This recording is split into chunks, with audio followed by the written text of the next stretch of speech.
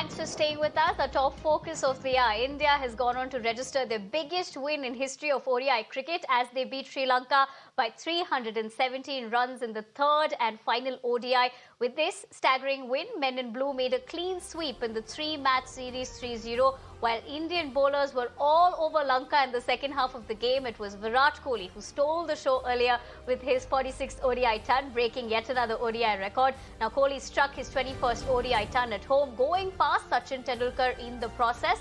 Now, Virat stayed unbeaten till the end, scoring a match-winning 166 of 97 balls with 13 fours and 8 sixes. To talk to us about this match, let me cut across to my colleague Himanshu, joining me live from the newsroom. Himanshu, a very good evening. India, of course, have registered their biggest win in the history of ODI cricket, but multiple reasons for Team India and Team India fans to be smiling. It was indeed a super Sunday. Tell us all the highlights. Apart from Kohli, there were other key points as well. Just to sum up this entire match, over to you now.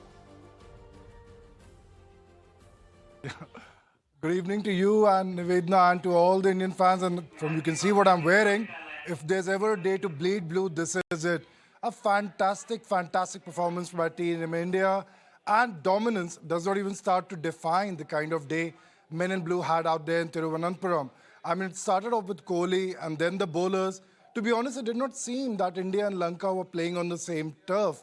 I mean, yes, there are numbers which were broken, records which were rewritten. India winning at 317 runs, which is, in terms of runs, the biggest ever margin of victory in ODI cricket. But it is about the nature of the performance, first with the bat and then with the ball. And as you correctly said, multiple reasons for victory. A true team show in every sense of the term, starting with Shubman Gill, a fantastic 100 for him. Then Virat Kohli, the master batsman himself. I mean, if he's back, he's truly back. And third 100 in last 4 innings. And the way he dominated the Lankan bowlers, hitting the ball to all corners of the park at will, lifting them over the top, going against the line. But wherever he wanted to, he was simply toying with the Lankan bowlers. And then to set up the kind of total that India did in the manner which they did, had pretty much sealed the fate of the match. But then the bowlers came into the picture. A fantastic spell of bowling by Mohammed Siraj at the top, swinging the ball both ways at pace. And the fact that Lanka actually were nowhere in the contest with the bat, they were absolutely out and about within 10 overs of their innings, losing half the side before the first power play. And then it was a matter of mere formalities. But yes, a lot of records broken in the game today and a super Sunday in the truest sense of the term. Absolutely, Himanshu. I'm wondering now if you did actually wear that blue jacket just to be supporting Team India, or was it a sheer coincidence? But thank you very much for joining us on the broadcast and breaking down the entire match for all our viewers. But let me cut across to Vedam Jaishankar, who is a veteran journalist, joining me on the broadcast as well. Mr. Jaishankar, thank you so much for taking the time out and speaking to us on Mirror Now. Like my colleague was pointing out, a super Sunday for Team India as well as Team India fans. A lot to be looking forward. Also, it's very crucial because this year is the ODI World Cup. So in a sense, India has started off by gaining momentum. But talk to us about today's match. Everyone's all over the fact that Virat Kohli's performance, but we also have to talk about Siraj and Shubman Gill as well today. What would have really happened is the Sri Lankans would have really had enough of Virat Kohli. I mean, his bat seems to get broader and broader as far as they're concerned. They simply have no clue how to get past it. The fact that he's got 300 is amazing. And it surely signals that he's back at his best. He always was a world-class batsman. There was a slight dip in performance, but now that he's back in action, he's really come back in real style. And he's virtually threatening all the records. Truly a world-class batsman. The way he played, I think Sri Lanka would be very happy to see the end of their tour as far as they're concerned. Yes, Shubman Gill also played brilliantly. He's also a good young player. And surely with that huge partnership with Virat Kohli, he really would have learned a thing or two, because somebody like Kohli goes on and on and on. He just not only toys with the bowling, but he's so focused, so driven virtually, and so focused. And I think somebody like Shubman Gill would certainly have learned a lesson or two from this innings that he had with Virat Kohli. And what can you say about Kuldeep Yadav? He's taken so many blows, but the way he's come back, he's lost a lot of weight. He's changed his bowling in that he's bowling slightly quicker, but certainly he's not lost that art of making the ball, spin away or into the right-hand batsman. And certainly the deception is there, and he really has come a long way. And I think we're going to see a very, very potent bowling attack when Yuzi Chahal also gets back. I think we'll really have an outstanding bowling attack, both wrist spinners, one left, one right. And like you said, so on Indian pitches, the World Cup is there in India. On Indian pitches, these two will really be a handful. You know, as we talk about everything is going in favor of Team India, them having won today, Vedam Jaishankar, what do you really think went wrong for the Sri Lankan team today? No, I think the Sri Lankans were really disjointed. They just had enough, because the way the opening partnership went, Rohit Sharma, had he not hit that ball down the throat of the square leg fielder, he probably could have gone on and on. The way these two started, that is Rohit Sharma and Shubman Gill, they just didn't have a chance. And then Virat Kohli comes in. That's the sad part. You get rid of one of these two, and in walks maybe the best batsman in the world today, Virat Kohli. And the way he really has had a measure of the Sri Lankan bowling, and they really don't know what to do with him. Whatever they throw at him, he's able to handle it, and handle it brilliantly, like the true master that he is. It's very easy for you to get disjointed, for you to get disheartened, and I think that's what happened to Sri Lanka at the end of a long tour. They really have got the worst end of Virat Kohli. Kohli has been in such rollicking form, and they just have no clue how to get him. And I think with each passing delivery, they just went more and more into their shell. And before long, it was Kohli all the way. Absolutely, an absolute delight to watch Virat Kohli in that form, which all of us have been waiting for. I think that particular lull period that we've seen previously, it seems to have vanished now. Now that we're seeing him score centuries once again, so Master Kohli is definitely back, like they say. Temporary form, but class is of course permanent. Let me cut across to Himanshu. Himanshu, another aspect of this game has definitely been the bowling attack in terms of Mohammed Siraj. He's of course come an extremely long way with his performance.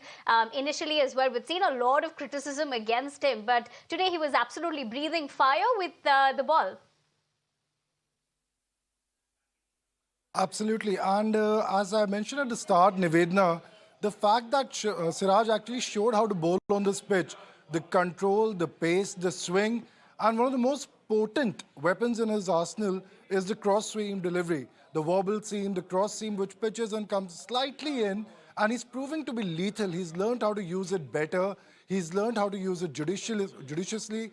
And today, he was absolutely on fire. One of the most important aspects of his game has been the control which he has developed over the last few months. He's now more assured about his own bowling, about his game plans, and he'll again be one of the most important factors for Team India, for Coach Rahul Dravid, for their plans leading up to this World Cup at home this year.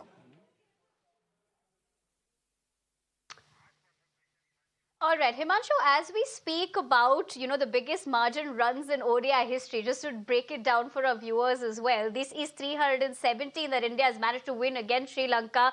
But then talk to us about previously what the margins have been like that they've gone ahead and created this history today. Yeah, so Navina, this is the first time actually, excuse me, that a team has won by over 300 runs in international cricket, ODI cricket that is.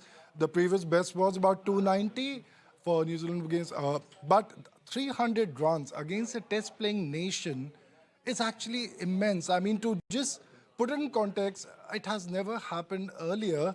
And today, actually at a point of time, it seemed like Sri Lanka might even be skittled out for less than 50 on board. At a stage, they were about 50 out for 8 runs and 8 wickets, and we knew that the last man wouldn't be coming in due to that on-field injury. And there was a real chance that India might have actually won by 350 runs. So the previous best was about 290, then 275. But the fact that this has never ever happened, we have seen scores go beyond 400, but no team has actually managed to do that, and that too against a test-playing nation.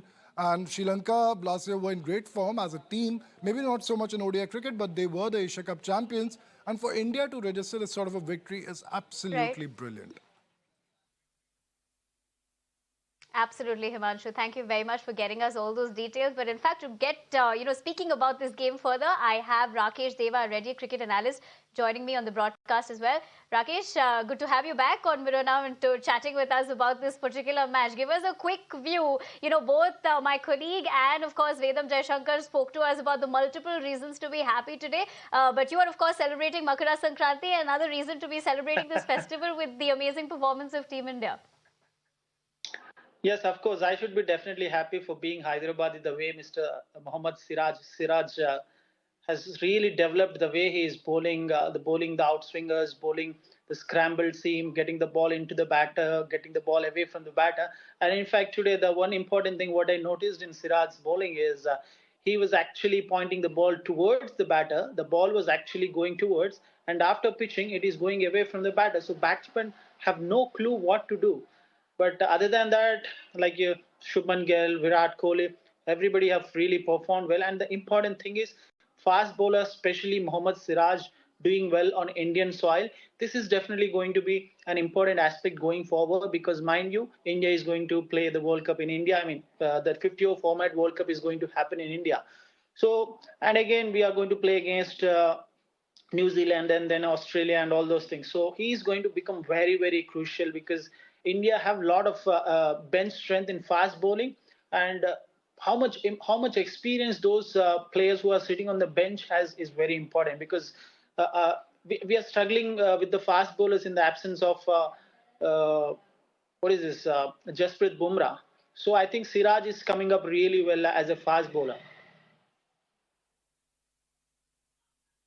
And of course, Himanshu as well. Thank you very much for joining us, and Vedam Jaishankar as well earlier for talking to us everything about this super thriller match for the Indian cricket team as well as Indian cricket fans. But for the moment, we leave it at that and track our other stories at this hour. Now, at least